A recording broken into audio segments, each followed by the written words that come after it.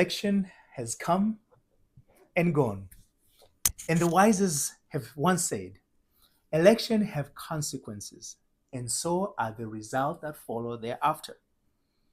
The other day, I was reading an article, and as I was reading it, I was kind of intrigued by reading this particular passage or another article. There was a link, and I clicked that link, and I'm like, oh, that's very interesting.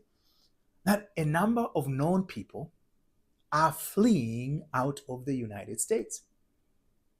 And you wonder, why are they fleeing? What has happened that I haven't seen yet? And most of them is because they do not agree with the president-elect. And I understand their sentiment.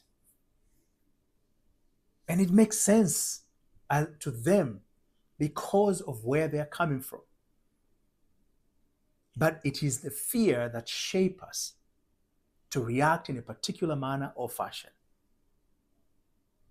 But it's the thing that, can you afford to run away? And if you run away from this, what about the next that comes? Are you going to be in constant runaway? It reminded me of that story or the movie, The Runaway Bride, where she kept running away from each and every marriage she encountered because she was afraid. So what are we afraid of? I know many will give you reason of what they're afraid of. But before we go there, I want to introduce myself if we have never met before. My name is Alpha Mshihiri, and I consider myself as a life explorer. Many people will say, oh, you are a mindset and spiritual coach. But I prefer life explorer because that's what actually I do every day. I explore life through the eyes of new science with neuroscience, as well as the eyes of the scripture text, where I go through the textual books of the Bibles, the Quranis, and many other textbooks of the old to gain understanding and gain an insight that affords me to see the world in a way that the authors, I believe, intended it to be seen. A way that transforms our ability to see things so that we can have the privilege to interact with that world, that we see them consistent with that. If you see a world as a bad place, as a place of fear, as a place of wild, wild west, you have no choice but to behave in that manner. You will take what is yours in hope that, because you don't know what tomorrow might look like. But there is a principle that has been in place for years. And many people don't know that principle, and it's because of lack of that knowledge, they fall in this fear that often are unnecessary under the circumstances. They can be managed. Calmness can be brought in the midst of a chaos. I cannot guarantee what one president can do or even the other. I cannot change what one president or one congressperson can vote one or the other. I cannot guarantee that, and no one can. Even the president himself, or if it was herself, cannot give you that guarantee, because circumstances can press upon that individual that can cause them to negotiate, to shift their perspective. New information might come to light, and that which they thought it was so, suddenly they see it from a different light, and therefore they will change their stand. And you say they have abandoned us. They have grown in knowledge and understanding. And as a result of that growth, they had to act consistent with the new information.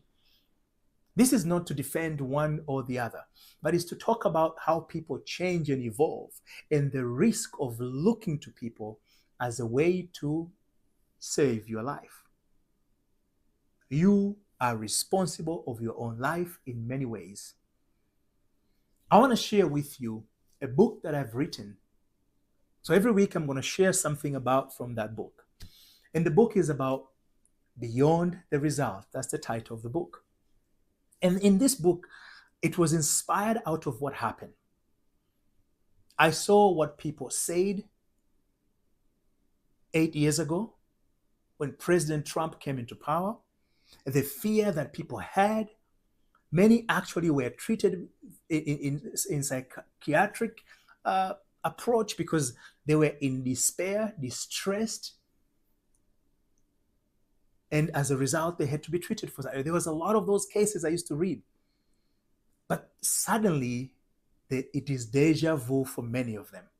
So it was out of what happened on November 7th where I felt the urge to be able to share with you and many others that which could be helpful under the circumstances.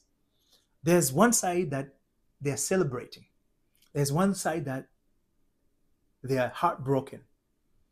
But all of these are people, are individual at most. And each one of them is graced with the opportunity to live life to the fullest. This is the land of opportunity. And so it should be everywhere in the world.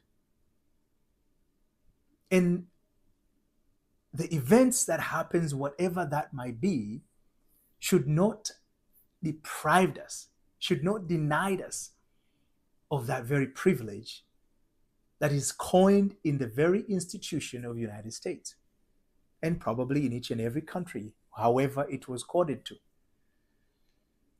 But in the book, I want to bring a story of Paco. Paco was in a situation where he was suffering severe anxiety. Depression was right there, but anxiety was quite severe. In fact, he was at a point where he was required to write every half an hour. He was required to document what he feels. If you meet Paco and shook his hand, you would think that he just came out of the bathroom because his hands are sweating so bad because of the anxiety. He was so anxious about every little thing. If you ask why you anxious, no, I don't know. But when you ask me, you make me feel more anxious. So even asking was adding the level or degree of anxiousness. And he was taking a regimen of medication in order to tame down that situation. I spent about maybe 2 months with Paco, just having casual conversation regularly. And he was intrigued by some of the things I said, so he will return back for more questions. And I will provide him responses to those questions. And eventually we got very deep in talking about what I had coined to be as a 3-step process, or the 3 I's. It's a scientific process as well as scripture process where it unveils a simple process on how one can gain steady control of their life, or can steadily gain control of their lives. And I applied to Paco. First, he was skeptical. He said, Alpha, are you a psychologist? I said, no. Are you this? He asked me this question. I said, no. I'm just a person who explores life through these very simple principles.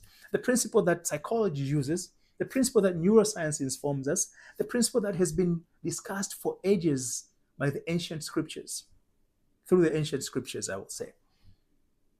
So he was interested and we had conversation. We talked, I gave him the tools. And the first tool is idealized. I walk him through what idealized mean. Many people, they suffer something I call an epidemic of feeling that you deserve it. Many people don't feel they deserve good life.